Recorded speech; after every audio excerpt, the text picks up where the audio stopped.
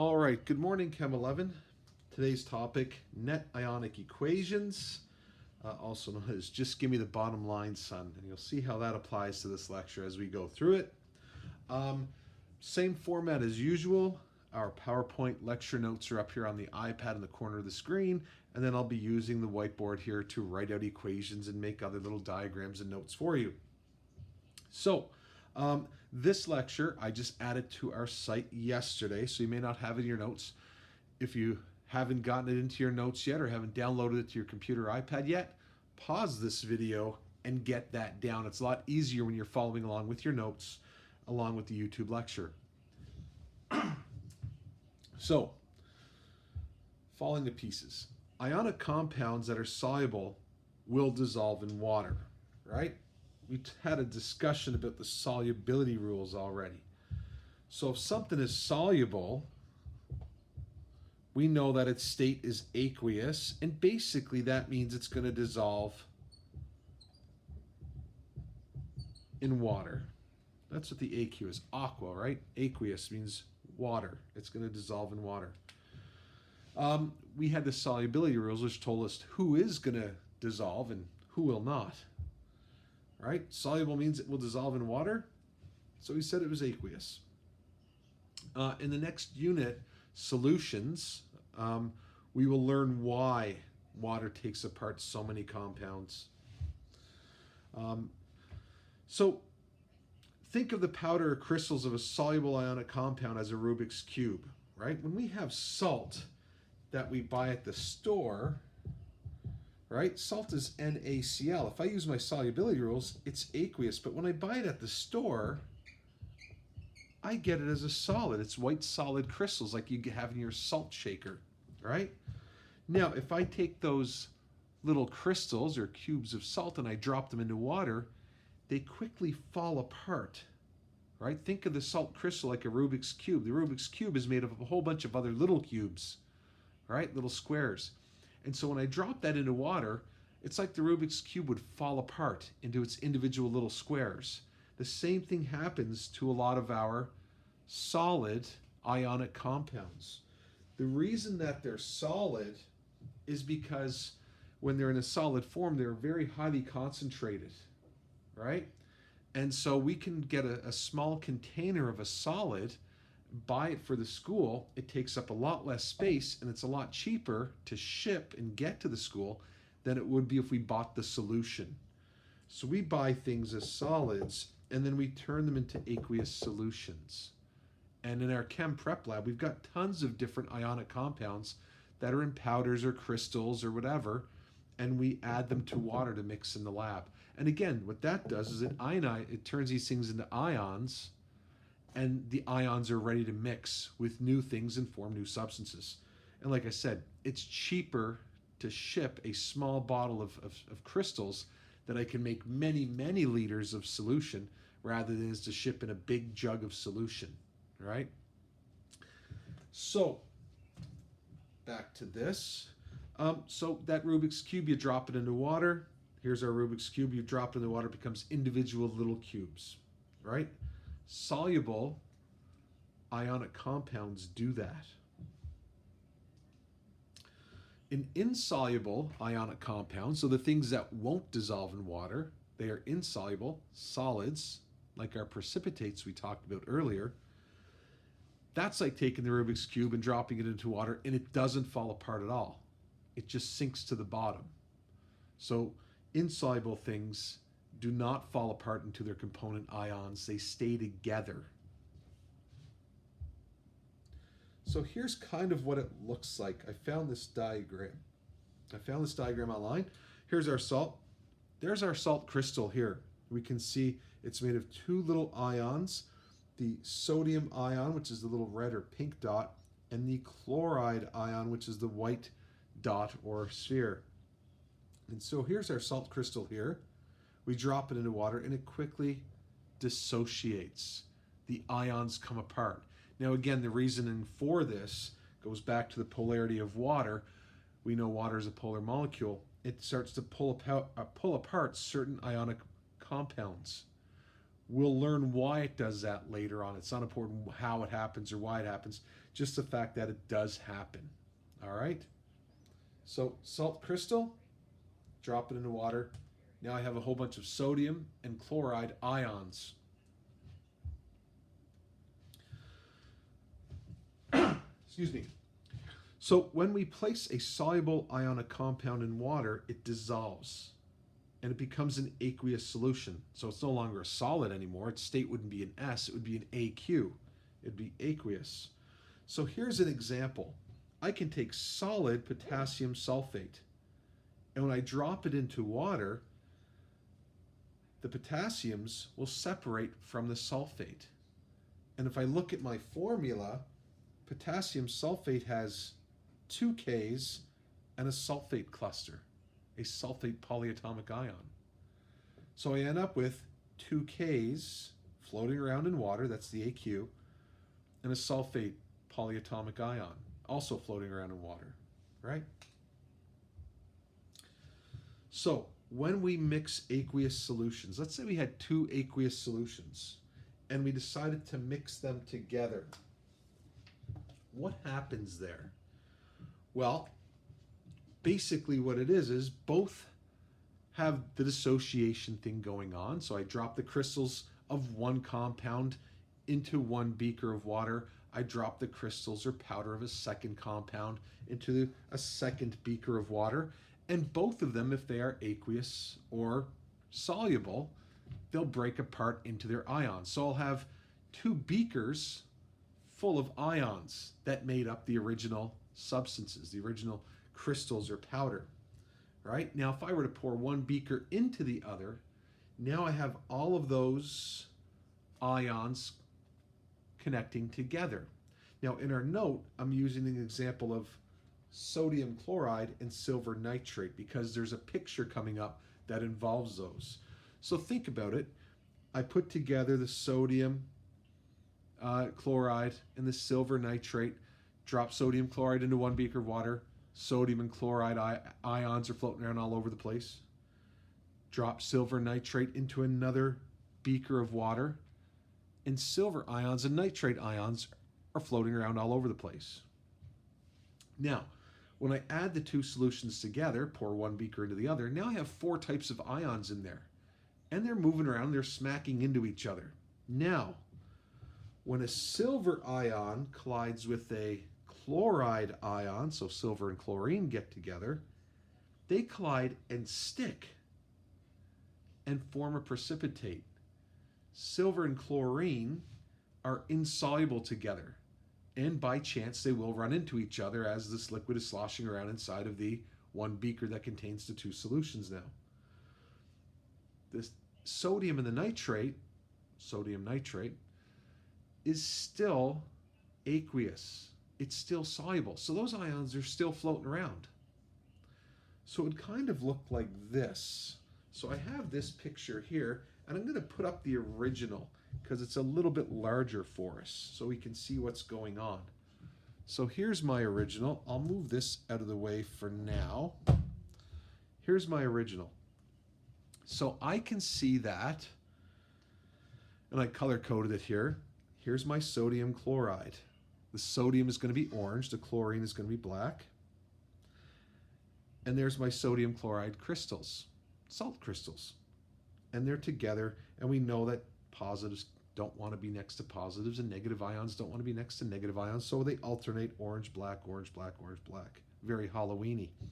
Anyway, I drop that crystal in, and you can see my sodium, my positive ions, and my chloride, negative ions, have now dissociated. They're no longer together like they were when it was a crystal. Silver nitrate, same thing. The silver is going to be blue, the nitrate clusters are going to be green. Silver nitrate is a powder, it's a crystal. It looks very much like salt. If I poured the 2 out together on a table, it'd be kind of hard to tell one from the other. Anyway, you can see they alternate back and forth, silver, positive, nitrate, negative, back and forth. This is called a crystal lattice, right? So salt forms a crystal lattice, so does silver nitrate. I drop the silver nitrate into the beaker, and I can see that it dissociates as well. I've got my blue positive silver ions and my negative green nitrate ions.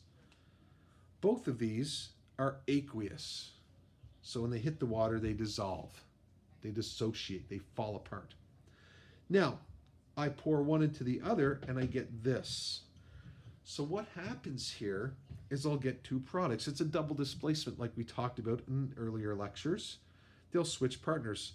So the two first halves of the compounds, the silver and the sodium, are going to switch. So the silver is going to bump into some of the chlorides. And I put that down here. When they do so, they form silver chloride.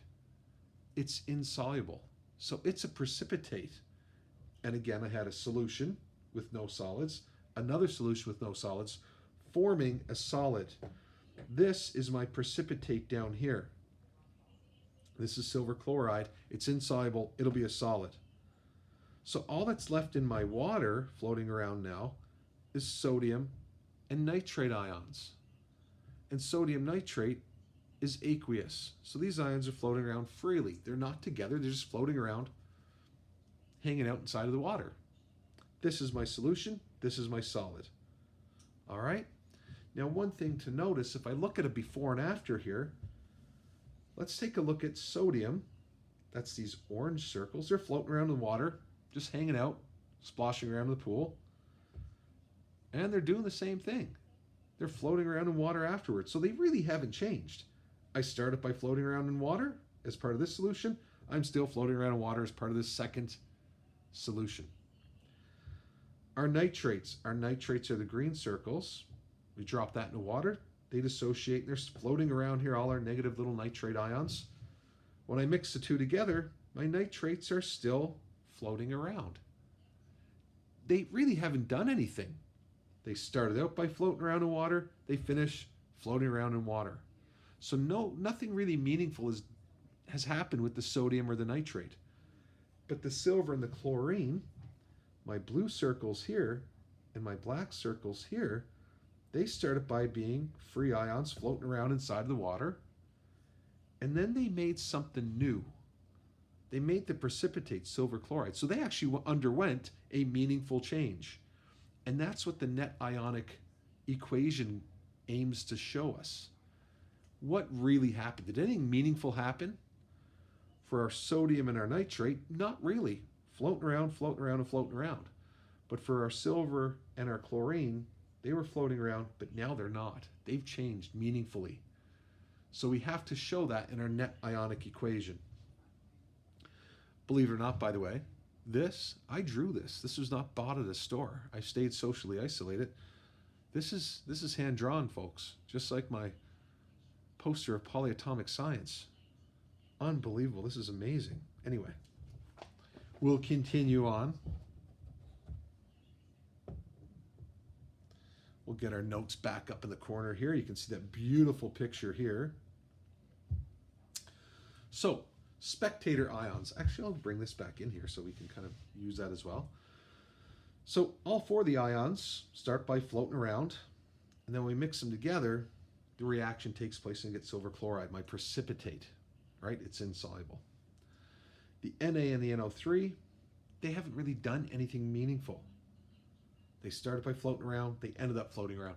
So these are my spectator ions. A spectator watches the game, but they don't take part in it, right? If I go watch the Leafs play, I don't score the goals, I don't make the saves, I don't block the shots.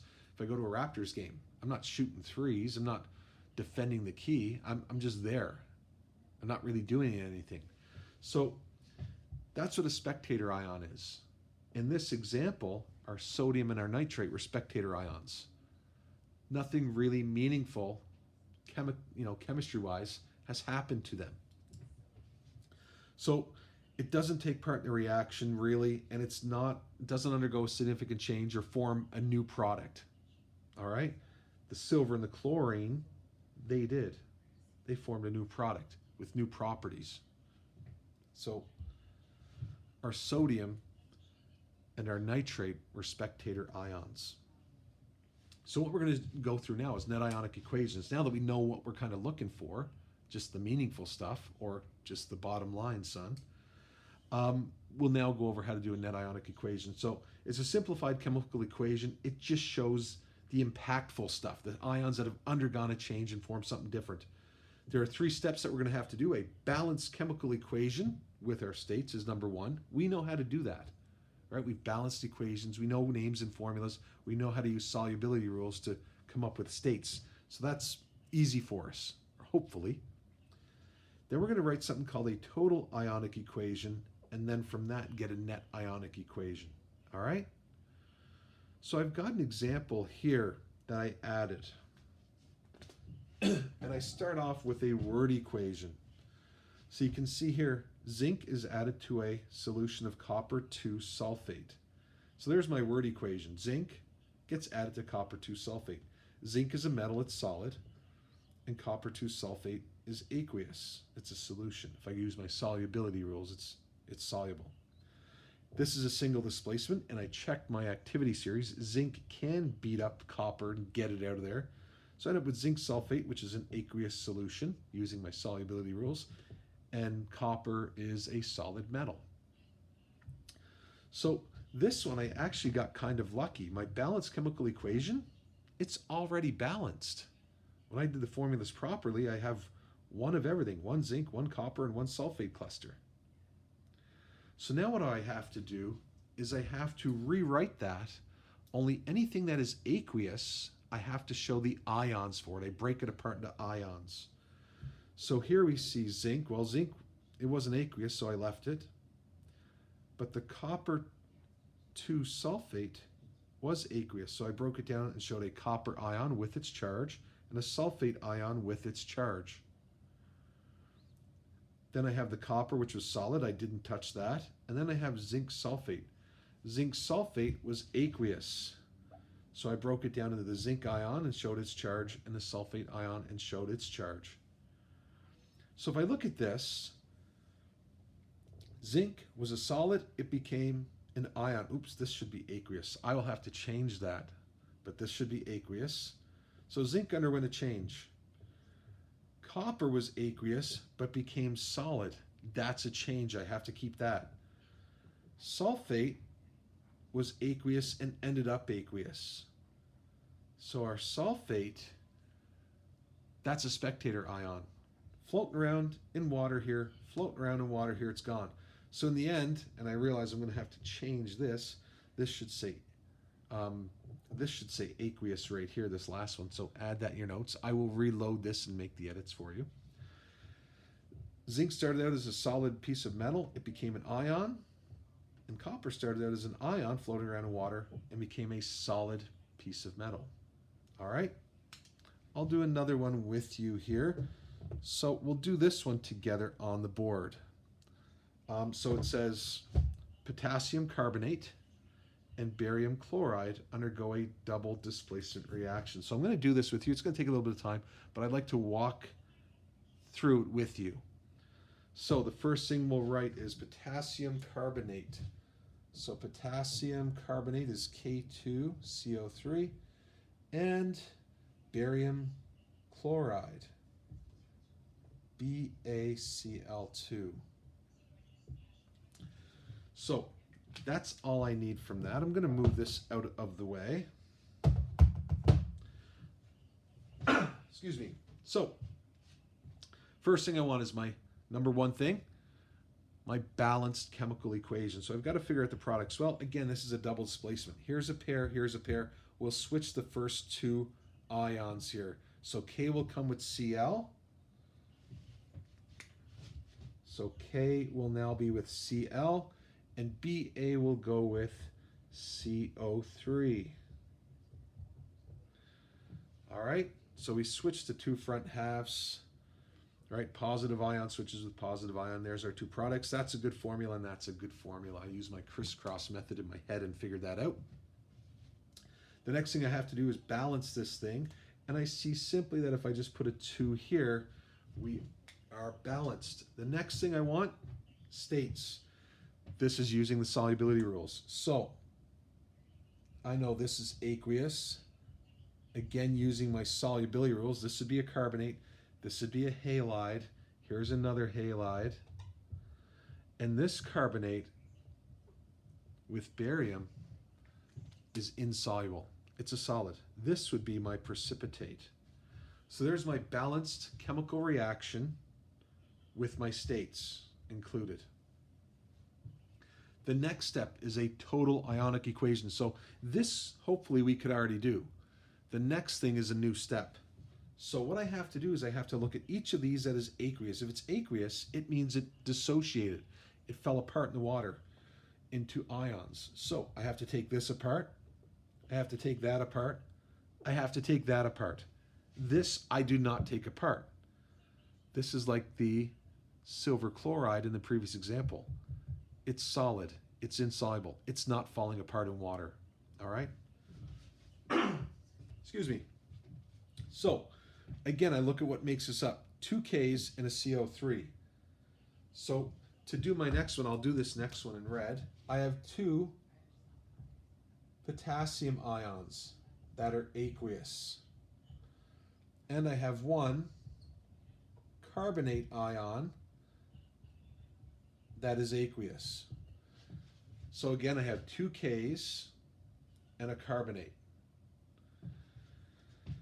In this compound, I've got a barium. Its charge is 2+, and it's aqueous.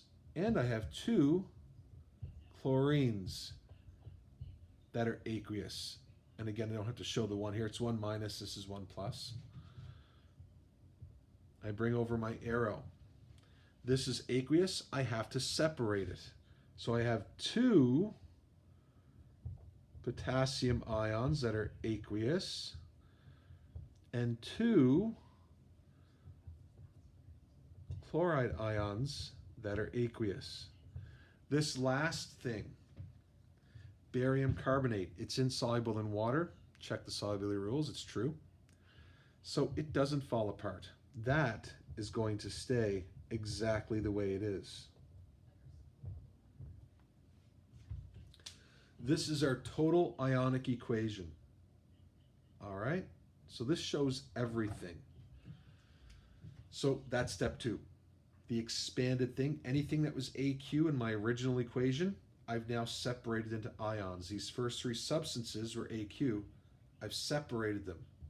And I paid attention. If there was 2 of them, I made 2. If there was 1 of them, only 1, but here 2, so I made 2. And that 2 applied to both, so I put a 2 for both. Remember, balancing is still important. If you look, 2K, 2K, CO3, CO3, BA, BA, 2Cl, 2Cl. So it still balances in a way. So I've got my states there. Now I'm doing my net ionic equation. Well, now I got to find my spectator ions. So who's floating around in water to start with and is still floating around in water to begin, or to end with, sorry. Well, I'm going to go straight to the end, and I can see that potassium is floating around. And I'll go back and check, was it floating around in the beginning? Yes, it was. It's AQ, it's aqueous. So that is a spectator, and that is a spectator. And I'm just going to put a line through them. It started out floating around in water. It finished off floating around in water. It's done nothing meaningful. Carbonate. Nope, carbonate changed. It went from AQ to a solid. Barium, keeping that. Chlorine. Both chlorines are aqueous. It started floating around in water, and now it finished off floating around in water. That's another spectator. So my net ionic equation, I'll do that in green. I would have CO3, 2+, that is aqueous, plus the barium ion, which is aqueous, and that will yield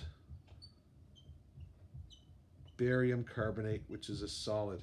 So if we look here, barium and carbonate started out floating around in water as ions, and they became something insoluble, barium carbonate. So there was a meaningful chemical change that went on here, and that's it.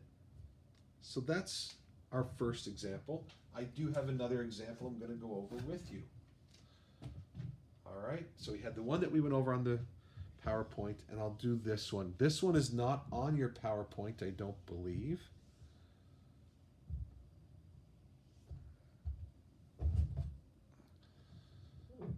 So there we see the same outcome here. And I will adjust this again. I see that my solid is supposed to be there and it's not.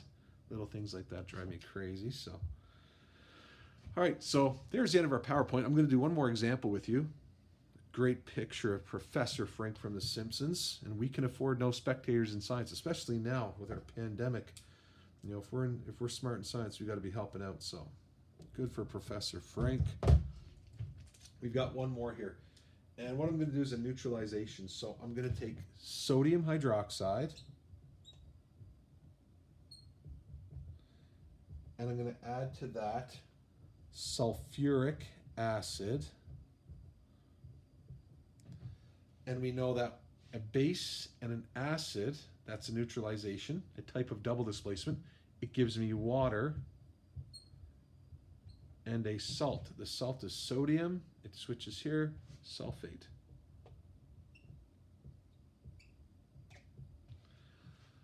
So there is our skeleton equation. If we look, let's balance 1 sodium, 1 sodium.